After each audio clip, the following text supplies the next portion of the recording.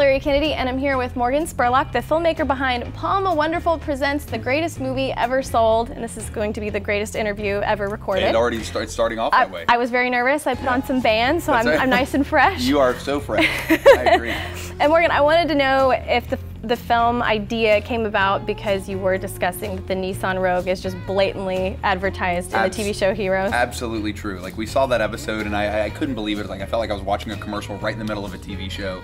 And so my producing partner Jeremy and I started talking about all the terrible product placement we'd seen in movies and on programs, and we were like, you know, what if we made a movie where we just kind of ripped open this whole world of product placement and advertising, but actually got brands to pay for it?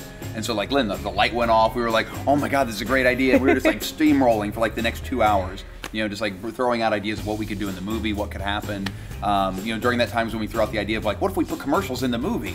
And so, like, which we do in the film. You know, the top 3 sponsors of our film actually have commercials that run in the film, first time ever. And they're all very clever. They're all they all help the movie. You know, so it's pretty amazing.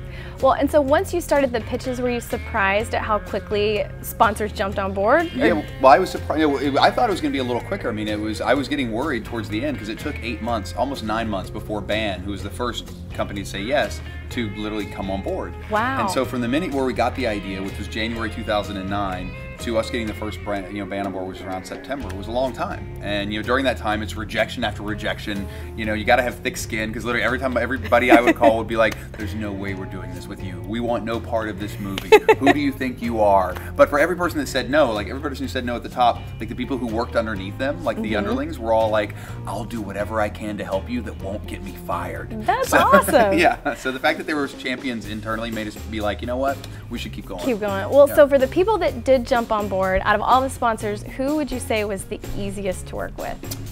Wow, that's a great question. I think they were, you know, it was amazing. The bigger brands that came on board, you know, POM Wonderful, who's the above the title sponsor, Hyatt, you know, the greatest hotel you'll ever experience, JetBlue, the greatest airline you'll ever fly. You know, all 3 of those, who are kind of the top 3 sponsors, have been amazing. You know, they've been really excited about the idea. They were excited about doing co-promotion. Like, they've been, you know, if you go out to a grocery store, there's going to be like thousands of like standees of me with a POM bottle in the stores. If you go on a JetBlue airplane right now, when the plane takes off, I come on the TV and basically welcome you to JetBlue Airways. It's crazy. You've taken over the world. Well, like literally, this is a little documentary where we wanted to create the Iron Man of documentaries. You know, we wanted to create this kind of whole ubiquitousness of our marketing so that you feel like it's like a blockbuster. You know, so we wanted to make a documentary blockbuster, a docbuster, and so I think, you know, I think we're on our way. What do you want people to walk away kind of thinking about after they see the film? Yeah, I mean, I think and we asked this question at the end, you know, and this is something I say at the end of the film, is that maybe there is a place, we can find a place where we'll be free from marketing and advertising.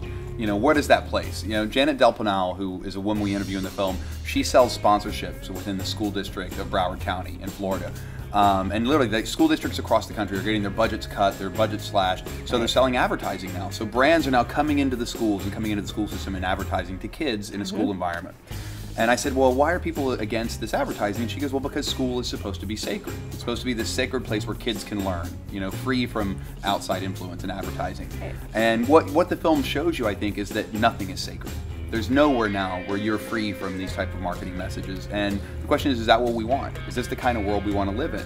Does everything have to be brought to us by some sponsor? You know, is that what we all kind of aspire to? In New York City, they just passed a law where now they're going to start selling naming rights to parks and playgrounds. So you'll be able to take your kid to the Pepsi playground. You know, is that ultimately where you want to be taking your kids? You know, it's a conversation I think has to happen. Well, and at the conclusion of the film, did you feel at all like you had sold out, or did you feel like you were still able to maintain all of your integrity? Yeah. No, I'm not selling out. I'm buying in. That's the whole thing. Like, you know, that the whole film is about, you know, with this movie, we're buying into this whole idea of this is what is supposedly is supposed to happen with big Hollywood movies. This is what's supposed to happen to get a bigger message out there. This is the way people do it, and so no, we bought into it. But the question is everyone else going to buy into that notion, or are people going to say, you know what, here's where we're going to draw the line?